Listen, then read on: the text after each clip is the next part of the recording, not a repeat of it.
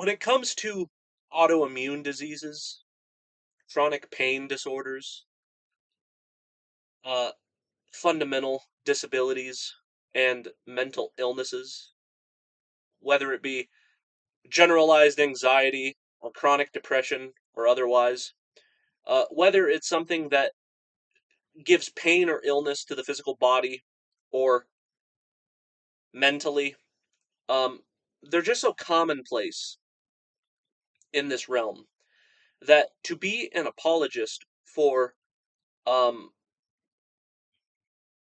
the functionality of all of the suffering inducing phenomena that this world entails, uh, involuntarily, for those who happen to be undergoing those sad states of affairs, it makes me want to give forewarning as to understand my audience that it is disrespectful to give a general will to meaning when it comes to the grand scheme of things.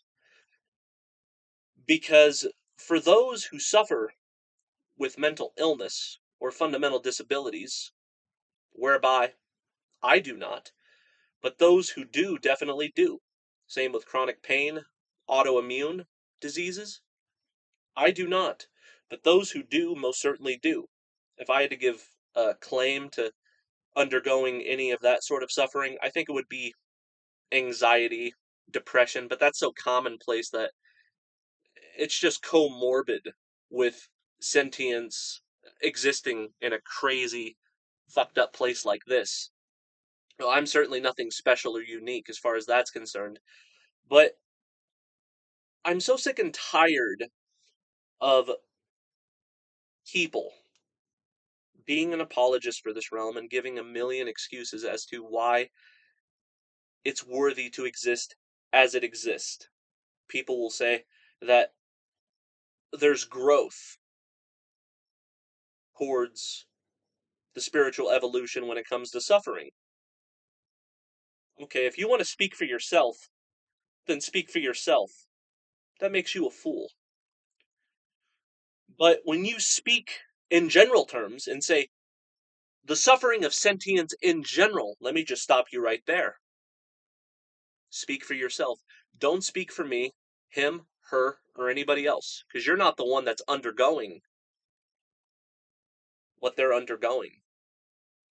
And I can assure you that there's no spiritual well-being or evolution when it comes to these things. What does suffering teach you? Well, teaches you that pain is to be avoided. But when the pain itself is unavoidable, and you're forced against your will to undergo it, then where's the evolution? Where's the lesson? The only lesson that comes with pain is that it sucks. I want it to stop right now. Yet it does not. It's a persistent pestering that tends to haunt the being of those who are targeted with such an affliction. And because it is against their will, and they say aloud, I do not consent, I do not consent, please make it stop, and it does not. For anybody to speak in the general and say, suffering should be ordained because blank. I don't even want to hear your justification. I don't want to hear your excuses. I don't want to hear your apologetics. To be blunt, fuck you a million times over. Fuck you sideways. Fuck you upside down. Fuck you in every orifice in your body until you fucking drop dead. From so many of my fuck yous. May my fuck you cause you to drop dead. That's how much I say fuck you. Fuck you till death do us part. While you remain alive in that condition, where you continue to repeat aloud, there's a meaning behind suffering in general. There's a meaning behind suffering in general. I will continue until you change your consideration to say, fuck you, that is unacceptable, that is disrespectful, and you ought to speak to yourself, but keep my name out of your mouth. Keep his or her name out of your mouth because you don't understand the severity of what they are undergoing. Shame on you.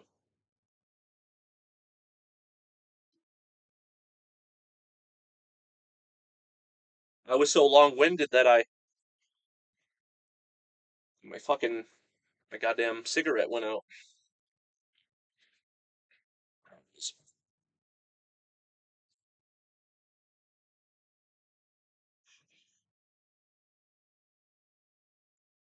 I don't think I'm being too harsh or extreme with my reprimandation of those who continue to affirm that which others want more so than anything else to negate entirely.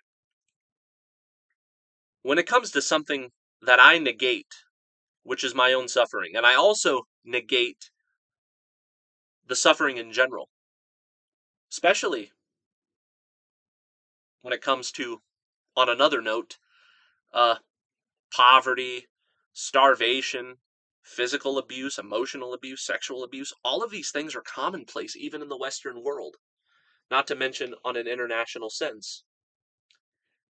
And just because I'm not undergoing those things, and I might have a, a privileged way of life, even though I do suffer with depression, I suffer in poverty, but it can always be a lot worse.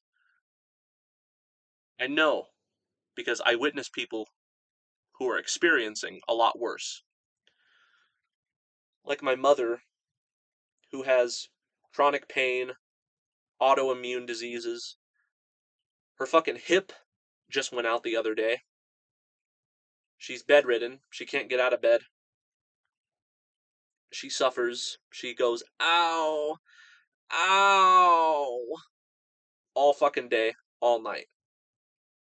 How can anybody say that the spiritual being that has incarnated into that flesh that has been experiencing these unwanted aches, pains, lack of movement because it's not possible, and the psychological anguish that comes with that, and then you're going to say to my face, to my mother's face, that her undergoing this sort of stuff since 2009 has to do with her spiritual evolution. No. When something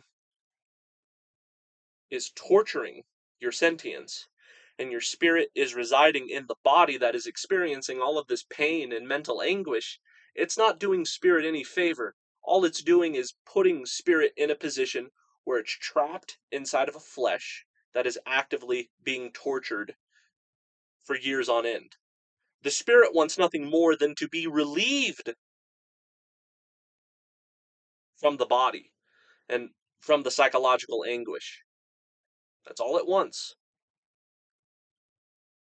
Because the spirit is in a state of such identification with the body and identification with external factors, it says to itself, we're going to stick around as long as possible, even though the quality of life is unbearable.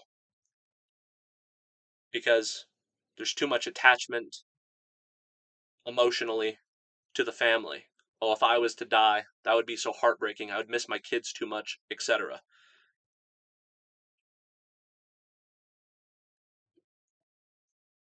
I just want it to stop, man. It's not my pain per se, although I'm far from happy. I'm far from impressed with this realm. But not to be too sentimental to my audience, but you guys, even though I don't know you personally, you're far more to me than just, quote, strangers on the internet, where I look at a video I upload and I see that I got 2,000 views, and I'm like, oh, what a statistic. 200 thumbs up. What a statistic. No. Even though I don't know you personally, I know definitively that many of you are experiencing a world of absolute fucking hell. And that's why I appeal to you, because I'm not falling for that new age optimistic bullshit. And I'm calling a spade a spade. When it comes to the dynamic of the subject versus the object, and the object includes the physical body, I would say it's an abusive relationship. Forget about the abusive relationship that you experience with other bodies who domestically, professionally, governmentally, religiously, or otherwise try to put you down. Let's just say that sentience, as a generality, is already from the get-go in an abusive relationship with the very fiber of the fucking corporeal corpse. That's what I call materiality. I call it the corporeal corpse. This gross and disgusting dead machine. When I look at my flesh, I'm disgusted. When I look at inanimate objects, and I look at the sentient beings who are undergoing absolute torment, I'm disgusted.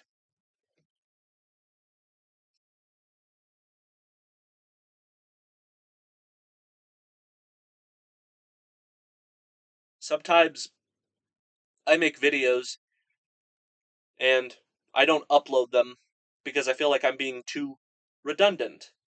I'll say something like, I hate this place, I hate this place, I hate this place. But at this point, after you've gotten to know me thus far, that should go without saying. But I hate this place for good reason. Forget about all of the apologists of this realm who want to give a million excuses for it, or even be a moral prescriptionist as to giving advocacy to the fact that even though sentience has to obligatorily go through hell and back while it's here, it's all for a good reason. I refuse to accept that. And moreover, I refuse to accept you in my presence, because this place, as it is, should not have existed in the first place, let alone for thousands of years to go on as it has gone on up until this point, with no rude awakening from something who is, quote, divine, that would make it stop on account of mercy killing. No, let's just have all of the billions upon billions of sentient life, whether it be an animal, whether it be a human, with all of the fucking bodily discomfort, bodily torture, emotional anguish, mental anguish. Let's just have all of it within the billions and billions just continue.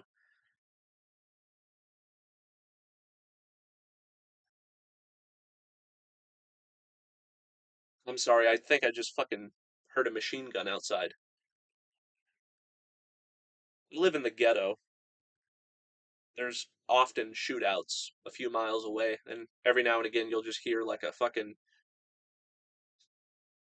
machine gun go off, and you're like, what the fuck?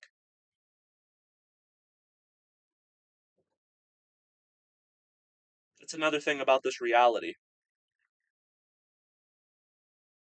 Man's inhumanity to man. Man views the other as an object. Man views the other as something that is exploitable. so I may survive well at your expense. Or I don't like you because you look different, you think different, you're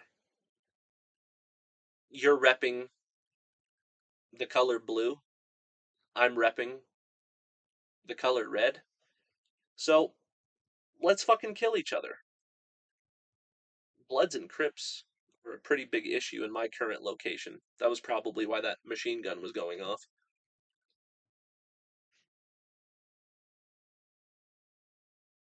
You see, you have to understand that your reality might be in a state of happiness. Maybe you love your job, you make good money, you have seniority in your workplace environment, you have a loving, loyal wife, you have straight A students, and you're just proud to be alive and to brag about your trophy wife, your six figures, your children who got a scholarship to Harvard, this, that, or the other. And I don't negate that. I think that we do live in a world of duality. There are people out there who are happy and content in this realm because they are lucky enough to be in such a position. But even you types of people, you have to understand that you're the minority in this realm. And there's nothing wrong with that. Your reality is your reality. And if you find it to be consensual and agreeable, I say more power to you. But when it comes to people who can't stand another second of this place because they resent every minute that they're here, it's for a good reason. This place is completely corrupt, completely immoral. Whether it's the way government treats the society, the way corporations treat their employees, the way domestic abusive relationships treat their spouses, treat their children. There's just way too much fucking suffering here.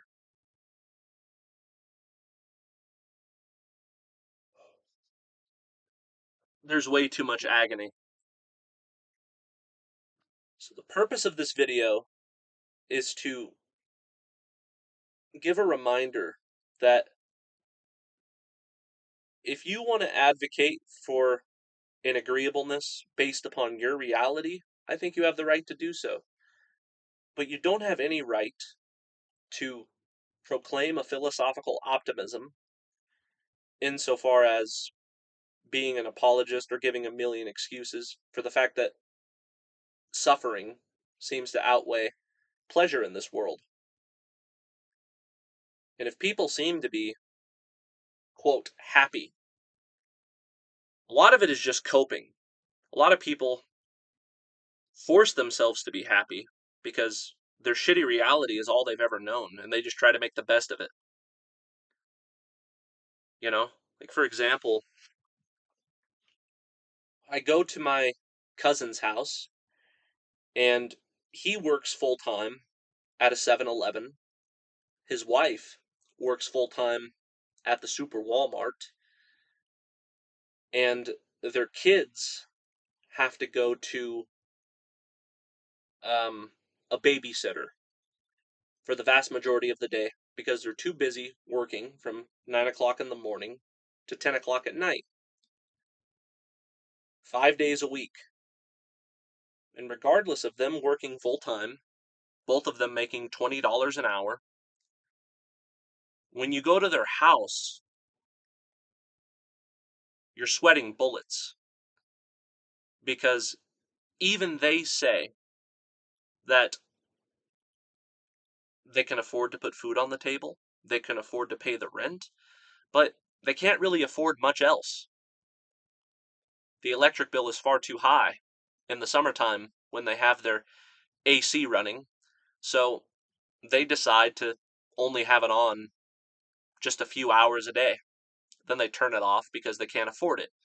and you go in there and you see the kids in their room and they're playing their video games and they're smiling on the weekend. They say, "Hey, Garrett, how you doing?"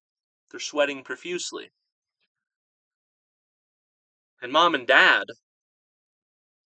my cousin-in-law, being the female, they're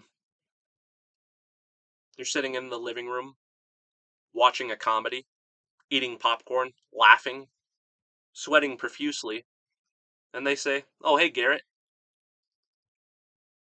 there's some root beer in the fridge with a bottle of Jack Daniels.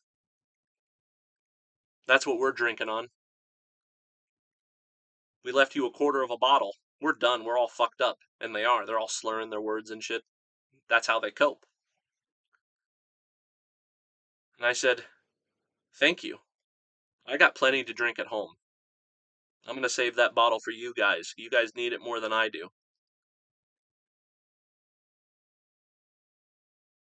And I did. When I went home, I contemplated that existence, which is what we call the lower middle class.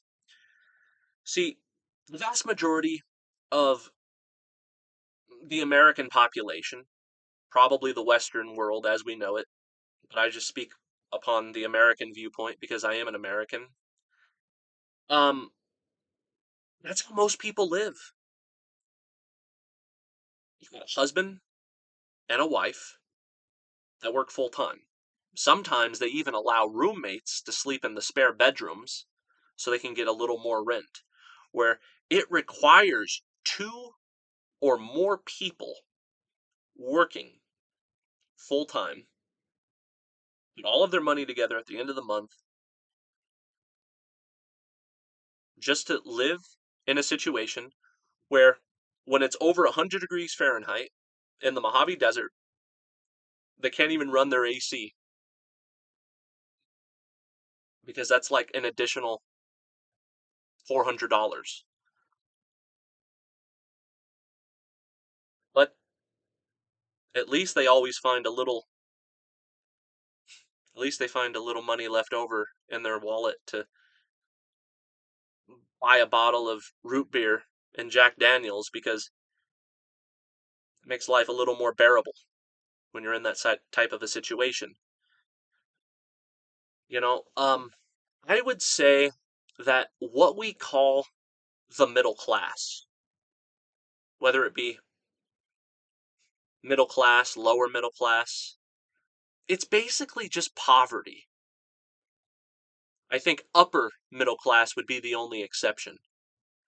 But still, they probably fucking hate their slave job too.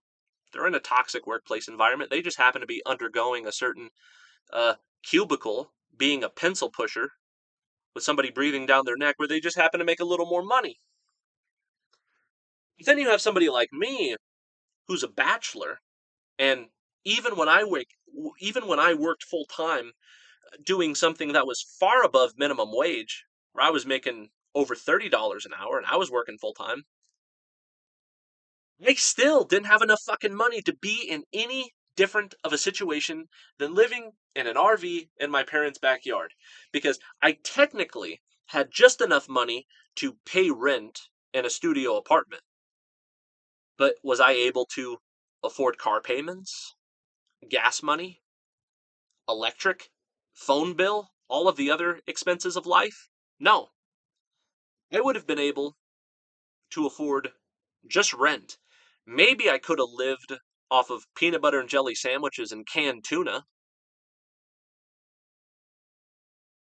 Fortunately, my parents aren't like a lot of other parents out there who, if their kid can afford by any means necessary to live on their own, they say, "Get the fuck out."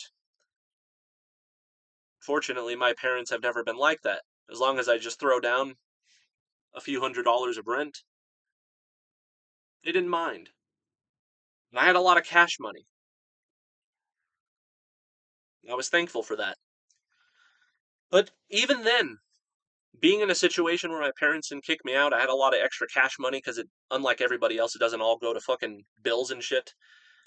I was still very unhappy, and I wasn't able to hold down jobs for very long because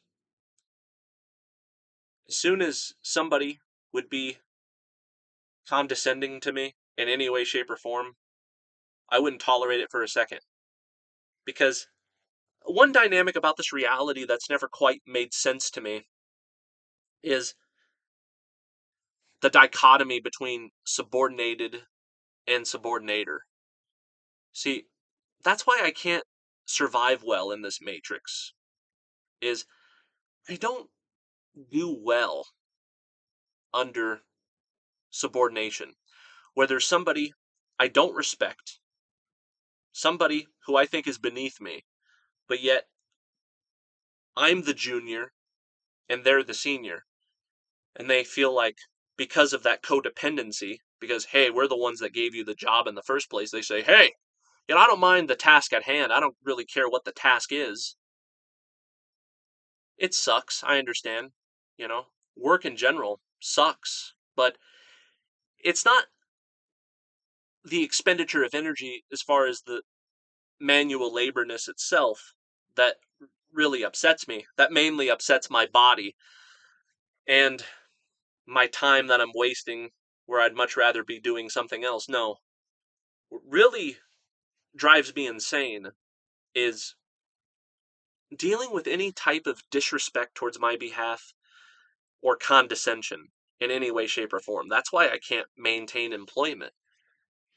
Because if there's one thing you want to if there's one way you want to judge the integrity of somebody who happens to be lucky enough to be in a position where they are the subordinator rather than the subordinated, all you have to do is really judge how does the boss man or the second in charge treat their underlings. Are they rude? Are they disrespectful? Are they condescending? That's everything you need to know.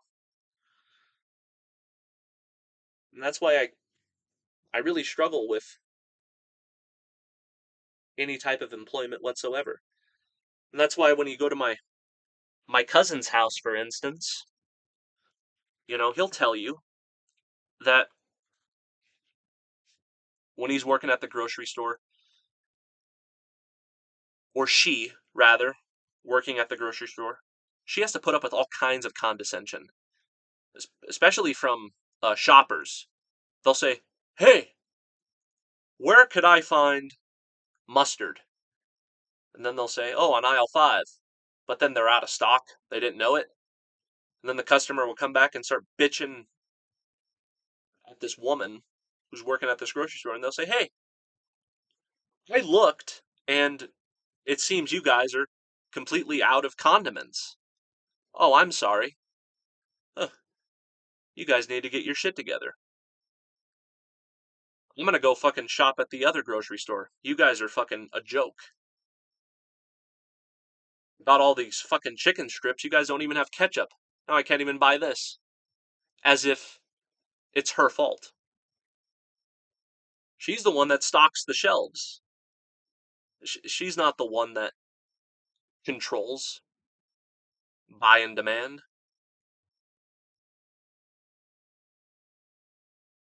Same with the dude who works at the 7-Eleven. That's all they do. They spend all of their time dealing with toxicity, whether it be their bosses or just dealing with customers in general. That all people do is just complain about how much they hate their fucking life, how much they hate their fucking job. And they're impoverished every second of the way to the point where they're sweating profusely in the middle of 100-degree heat because they can't afford to run their fucking air conditioner.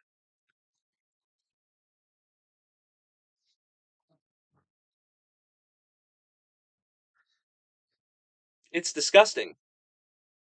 That's why I really don't think that there is an excuse that anybody can give to justify the continuation of this realm as it is. There's just not. People are impoverished for the most part. People are undergoing substance abuse, emotional distress, disabilities, mental disorders, etc., etc., etc., and it all has the common denominator of one thing: extreme suffering. Even in a first world sense. Other parts of the world, it's a lot worse. This could be argued as a best case scenario in comparison to how bad it could be, but still, so many people don't want to be alive. So many people would do anything just to make it stop. But that's the thing about the narcissistic dynamic of this world. The narcissistic abuse is a principle of persistent pestering, where the condescension that breathes down your neck is an irritant that haunts your being. And hell, if I had a wife to feed, if I had children to feed, and homelessness wasn't an option because I didn't have parents that were just like, yeah, just crash here, I don't care. Just throw down some rent. Dot your I's and cross your T's, right? Well, not everybody is in that position. Now, if the tables were turned and I didn't have this as an alternative where I can just say, take this job and shove it. I don't work here no more. Fuck you. Then I would have to be like you. Not necessarily you in particular, but you as people who are undergoing that. I would have to be in a position of suppression where, you see, the reason why most people who are suicidal is because their life is not their own. Because if you ask somebody who truly is suicidal, which is a good portion of the populace, they might be in the closet about it. But I can't tell you how many people I've known personally who were first-degree relatives. I can think of 4 at the top of my head who you would shake their hand in public, they would seem to be happy, but then next thing you know, I'm attending a funeral because they had unalived themselves by way of swallowing pills. They did it deliberately. One put a shotgun blast to his fucking head. Just in my sphere of influence, I can think of 4. And there's probably a little over 100 family members on both sides of the family that can be accounted for. And 4% of them are no longer with us. And you would have no idea. But if you were to ask them, why? They would say, I want to end my life. Then you say, why? And then they would say, because my life is not my own. I do not consent to my domestic situation. I do not consent to the fact that I have to send my children to a public school system that attempts to brainwash them 24/7 because I don't have another choice because it's illegal for them to be at home alone. Basically, the key word here is I do not consent. I do not consent of professional, recreational, domestic, or parental dynamics as the way they are going. When it comes to all of the dynamics of life, you could say it's a big fat I do not consent on my part. I suffer profoundly. And you can only take so much suffering. Every man, every woman has his or her breaking point. The way we live life is completely unnatural.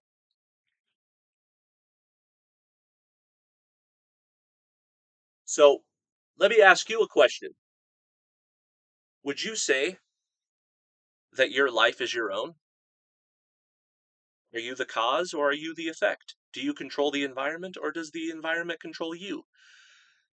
Are you able to spend your time occupying spaces that you want to occupy, or are you forced to spend all of your time occupying spaces that you do so unwillingly due to obligation. Hell, there's a lot of people out there who have picture perfect health, physically and mentally. But it just, this realm just sucks all of the life force out of you to the point where you feel like you're a shell of a man, you're a shell of a woman. And you can only take so much. My life is not my own. Your life, perhaps, unless you say otherwise, is not your own. That's the cause of depression. When you say, I do not consent constantly, but you do it anyway, as opposed to I do consent and I do this willingly because I want to, that's how you can decipher whether or not your life is your own. So when you have so much obligatory non-consensus on the majority of the population's behalf, for anybody to say that there's a meaning behind it in the generality, in the aggregate, go fuck yourself. I make no bones about it. I will not retract that statement. Go fuck yourself. Or speak for yourself. I like this realm. I personally, because blah, blah, blah. Good for you. But don't say, well, the suffering of humanity, like this Hegelian nonsense that the historical principle with the spirit of the collectivity and how it undergoes itself is just the collective entity evolving to reach some sort of an ultimate conclusion whereby, regardless of all of the bloodshed and all of the emotional and physical agony, we as a collective, we as this quote oneness, we as this one collective soul, we're all ascending, and there has to be a lot of suffering in the meanwhile. But we're only learning and growing as we're suffering, and then we're eventually going to reach that conclusion. Yeah. Fucking Hegel said that in the 1800s. That was the quote, New Earth. We're ascending to 5D. Back then, before they had that terminology. And still today, almost 200 years later, they're still saying the same shit. Whoa! With the wars going on right now, it's just biblical prophecy being fulfilled. And then the second coming of Christ is sure to be underway. Yeah, people have been saying that shit for fucking 2,000 years. Has it happened yet? Nope. Has the grand conclusion of humanity's inhumanity to man reached an ultimate conclusion where we, on a grand scale, have reconciled our differences and are living in happiness or even contentment for that matter? No. Things are far from contentful. Far from anything that you would want to consent to.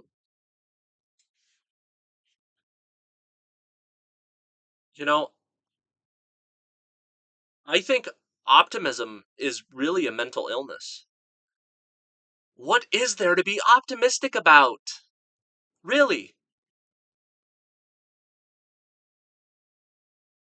There's nothing to be optimistic about. This place is a fucking abomination and it should be destroyed. That's my final answer.